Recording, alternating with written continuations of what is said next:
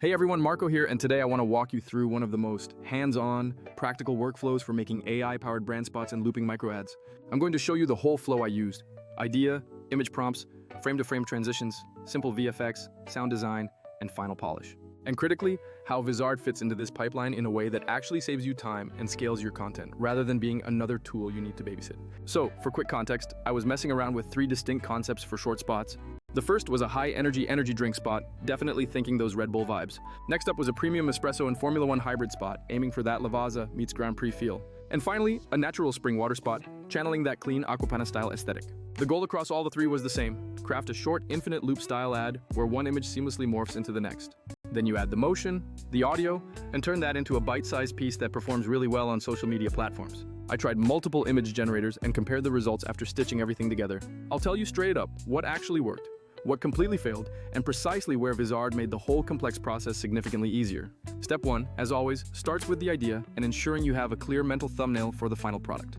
For the energy drink, I pictured a can cracking open with electricity, a bowl then bursting out, and finally morphing into a dynamic energy wave. This needed to all happen in one continuous, visually satisfying loop. For the coffee spot, the vision was an F1 car that somehow doubled as a high-end coffee machine. The car rips across the track, then the exhaust fire seamlessly transforms into espresso steam rising from a cup. The visual sequence then swirls into coffee beans and ends on an extreme close-up of a perfectly poured cup. For the water spot, I imagined an untouched pure spring flowing into a tilted bottle. The action then reverses, with the bottle pouring its contents directly back into the spring for an infinite, self-sustaining flow. These are simple, punchy visual beats that are perfect for creating short, mesmerizing loops. When it comes to prompt strategy, I strongly recommend keeping a single, ongoing chat or project environment. This is where you feed in a master prompting guide, usually in a structured JSON format. This setup lets the model remember crucial style notes, any brand placement rules, specific camera direction, and timing constraints. I took a standard GitHub prompting guide and fed it into a custom chat persona so I could ask for exactly what I needed. For example, I'd ask, give me 3 image frames in JSON, frame A, frame B, and a transition descriptor, which is incredibly powerful. If you are serious about repeatable, consistent results, this reusable template approach is absolute gold. Next up were the image generation tests, where I used a mix of tools including Imagen 4, Gemini, and OpenAI's image generation via ChatGPT. The results I got back were definitely mixed across the board. Gemini and Imagen 4 often delivered clean, highly cinematic compositions on the very first try. However, ChatGPT's image outputs sometimes nailed the specific text or logo rendering more clearly. But on the flip side, ChatGPT would sometimes remove necessary elements or give me strange aspect ratios that needed fixing. The main lesson here is to try both major options, select the best stills you can find, and always be ready to iterate on brand placement. There are essentially 3 main ways you can approach adding motion to your generated stills. The first is the fast one-step. A straight prompt to generate an image, followed immediately by a transition or animation prompt to make it move. This method is incredibly fast, but you sacrifice a lot of detailed control over the final pose or the motion's specific end result. The second is the frame-to-frame method, which involves generating a clear starting image and a separate, clear ending image. Then you use a specialized tool that excels at frame-to-frame morphing and interpolation between those 2 points. This second approach gives you a massive amount of control over the overall narrative and transformation. The third strategy is generating frame A and frame B all within the same prompt session to maintain visual memory. Keeping them in one project seriously helps with overall consistency and nailing that perfect loop effect. For my red drink spot, I specifically leaned into the frame-to-frame approach because the action was so distinct. Frame 1 was the can just before the burst, slightly charged with visible electricity. Frame 2 was the final energy bowl or wave structure that had just fully emerged from the can. I created a JSON description for both stills and generated them using the Imagen 4 model.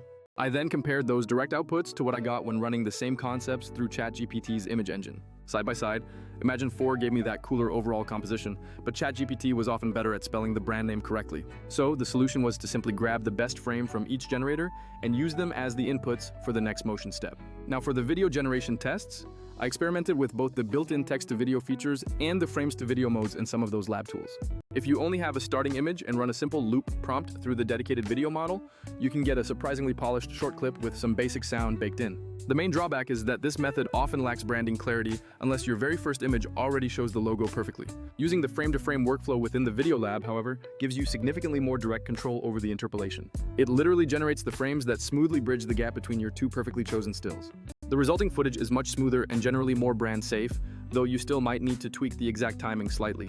I learned a few really practical tips while I was stitching all of these complex assets together. To save on rendering time and create that satisfying infinite loop feeling, make only half the loop, export that segment, and then reverse it in your editor. After mirroring, you pause briefly in the absolute center point to create dramatic emphasis before the loop restarts. If any part of the logo or brand text isn't absolutely perfect after generation, do not be lazy and skip the fix. Instead, quickly touch up the first and last frames manually in a tool like Photoshop or Canva and then feed those corrected images back into the generator. Remember, clean input stills absolutely guarantee clean output transitions every single time. To ensure the loop seams perfectly, use that exact same first frame to create an extended closing shot. Ask the generator for a slight variation, like the can cooling down or the smoke dissipating, that is pixel close to the original start frame. This slight modification allows the loop to blend perfectly when you reverse and extend the mirrored segment. Now let's talk about the sound design. Because many fast video generators only spit out raw clips with unusable audio, I rely on 3 separate tools for professional-grade audio, a dedicated sound effects library like Pixabay or similar. Second, a music generator, using something like the Udio-type services where you can precisely describe the required mood and genre. And third, a high-quality neural TTS like 11 Labs, specifically for generating the professional voiceover narration. Using original AI music combined with custom sound effects will completely avoid a lot of potential copyright headaches down the road. Just make sure you keep an eye on the specific licensing terms, as some platforms train on commercial catalogs. It is crucial to layer your sound effects tightly to hit those visual moments perfectly. For the F1 spot, that means layering a massive car roar right under the transition moment where the car changes shape. For the coffee, you want the distinct hiss of an espresso machine right at the moment the cup is revealed. And for the water spot, use subtle, gentle water bubbles underneath the entire looping sequence. When we get to the final editing and polish stage, CapCut is my go-to free editor for this fast-paced, short-form content. I import the frame-interpolated clips, then use 3-point time warping to selectively speed up or slow down crucial sections. I also add artificial motion blur to enhance the sense of speed, and then I carefully layer in all that custom sound design we just discussed. To make these clips look more professional, try adding a subtle, slow zoom in during the final closing shot. Also, incorporate things like strong wind whooshes or subtle gusts precisely during those frame transitions to sell the energy. Finally, use very quick, sharp cuts to emphasize key beats and really sell the overall high energy of the spot. This is the critical point where Vizard enters the ecosystem and completely changes the game for scaling. After you've created maybe 5 or 6 different ad variants, you suddenly have dozens of clips that all need to be optimized. Instead of manually chopping up a 10-minute making-of video into dozens of platform-specific clips, Vizard automatically finds the viral moments. It then generates ready-to-post clips that are perfectly optimized for Reels, TikTok, and YouTube Shorts right out of the box. One key benefit I used was its automatic editing of these viral clips, pulling the best beats like the bull explosion or the espresso pull close-up. These generated clips are typically set between 15 and 45 seconds, which is the sweet spot for most vertical feeds.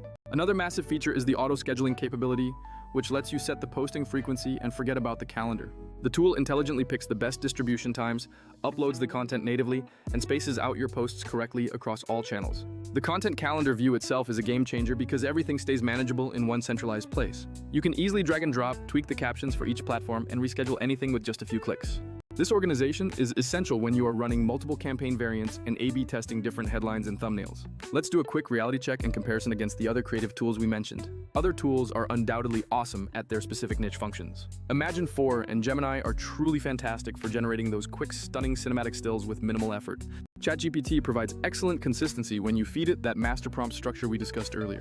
And the dedicated video labs can make reasonable interpolations between your starting and ending points. But every single one of these creative platforms has limits, like inconsistent logo rendering or sudden aspect ratio hiccups. That's the exact point where the Vizard platform steps in and lifts the heavy burden of manual distribution off your shoulders.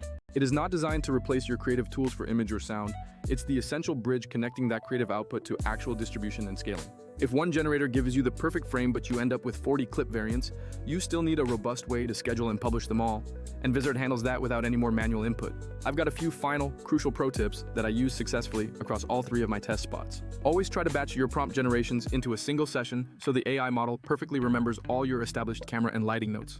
If you absolutely require pixel-perfect brand accuracy, export the best still, manually fix the logos in an external editor, and then re-import it. I can confirm that small, targeted manual fixes will always beat endless, frustrating prompt iterations. For those perfect loops, use the frame-to-frame method followed by that mirrored reverse trick, then insert that slightly different first frame extension for voiceover coverage. You must always polish the audio elements completely separately. Sound effects, AI music, and your TTS voiceover should be layered with subtle compression and EQ. That meticulous audio work is what truly sells the final quality of the entire spot. To wrap things up, the entire creation process involves a few different tool hops, but the payoff is high. By combining focused image generation, excellent frame interpolation, and very thoughtful audio work, you can crank out high-performing micro ads incredibly quickly. And once those polished clips are created, Vizard makes the subsequent distribution job much easier than you can imagine. It automatically generates platform-ready variations, schedules them for optimal times, and gives you one central calendar to manage every piece of content.